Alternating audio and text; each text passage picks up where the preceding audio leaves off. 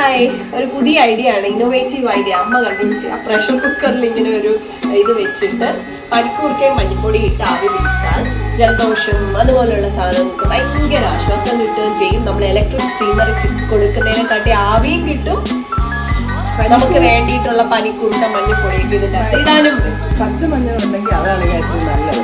Yes. അപ്പം ഇങ്ങനെ എന്നെ പോലുള്ള മേക്കപ്പ് ഒക്കെ ചെയ്യുന്നവർ, വളരെ ക്ലോസ് ആയിട്ട് ക്ലൈന്റിനോട് ഡീൽ ചെയ്യുന്നവർക്ക് പെട്ടെന്ന് ജലദോഷം അതൊക്കെ വരാൻ ചാൻസ് ഉണ്ട്. സോ നിങ്ങൾക്ക് ട്രൈ ചെയ്യാം.